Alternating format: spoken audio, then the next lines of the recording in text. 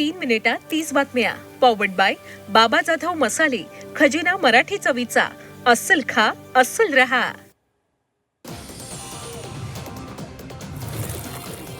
नवी दिल्लीतील हैदराबाद हाऊस येथे कॅनडाचे पंतप्रधान मार्क कार्नी आणि पंतप्रधान नरेंद्र मोदी यांनी महत्त्वाची बैठक घेतली. अनेक वर्षांच्या राजनैतिक तणावानंतर दोन्ही देशांमधील संबंध पुन्हा स्थापित करण्यासाठी बैठक घेण्यात आली. तसंच व्यापार आणि सुरक्षा सहकार्यामध्ये एक नवीन दिशा मिळणार आहे.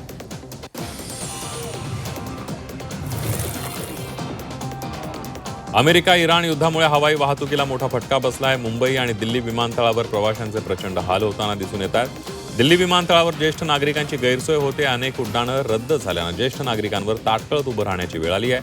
काही परदेशी पर्यटकही विमानतळावर अडकून पडले.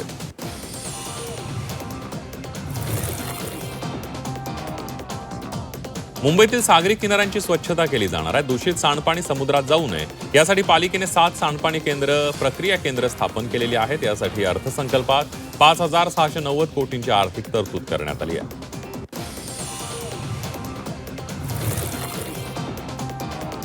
रश्मिका मंदाना आणि विजय देवरकोंडा यांनी लग्नानंतर इंस्टाग्रामवर संयुक्त निवेदन प्रसिद्ध केले. चाहत्यांनी त्यांच्या प्रवासामध्ये नेहमी साथ दिली आणि त्यामुळे लग्नाचा आनंद देशभर पोहोचवायचा आहे.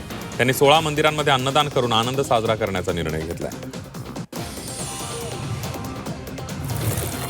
आरटीओमध्ये लवकरच मोठी भरती होणार आहे. 461 सहाय्यक निरीक्षक पदांच्या भरतीसाठी परिवहन विभागाचा सरकारला प्रस्ताव देण्यात आला.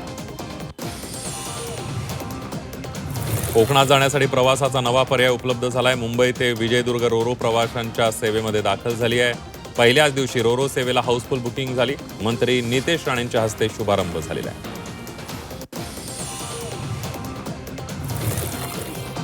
नवी मुंबई मेट्रोची सेवा उद्या बंद राहणार आहे. दुपारी 2 पर्यंत मेट्रोच्या फेऱ्या होणार नाही. धुलीवंदनामुळे मेट्रो बंदचा निर्णय घेतलेला आहे. त्यामुळे प्रवाशांना सहकार्य करण्याचं आवाहन करण्यात आलं आहे. चित्रपट नाटक पाहणं महागण्याची शक्यता आहे. करमणूक करामध्ये वाढीसाठी मुंबई महापालिकेचा नगरविकास विभागाला प्रस्ताव देण्यात आलाय. सरकारने 2017 पासून दिलेली सवलत संपुष्टात आली आहे. इराण इस्रायल युद्धाचा नाशिकच्या कांद्याला फटका बसलाय. विमानतळ जलवाहतूक बंद झाल्यानं निर्यात ठप्प झाली आहे. नाशिक जिल्ह्यातील शेतकऱ्यांचं लाखो रुपयांचं नुकसान होणार आहे. अमेरिका इराण युद्धामुळे सोन्या चांदीच्या दरामध्ये मोठी वाढ झाली आहे. सोनं 11,000 तर चांदी 25,000 महागली आहे. सोनं प्रतितोळा 1,75,000 पोहोचलंय तर चांदीचे दर जीएसटीसह थेट 3 लाखांवर पोहोचले. लाडक्या बहिणींना ई-केवायसी करण्यासाठी पुन्हा मुदतवाढ देण्यात आली. 31 मार्चपर्यंत लाडक्या बहिणींना ई-केवायसी पूर्ण करता येणार आहे. डोंबिवलीमध्ये पादचारी महिलेच्या गळ्यातील सोन्याची चेन चोरणाऱ्या 2 जणांना पोलिसांनी अटक केली आहे. विष्णुनगर पोलिसांनी अटकेची कारवाई केली आहे. आरोपींना कल्याण सत्र न्यायालयात हजर केलं असताना कोर्टानं दोन्ही आरोपींना 3 दिवसांची पोलीस कोठडी सुनावली आहे.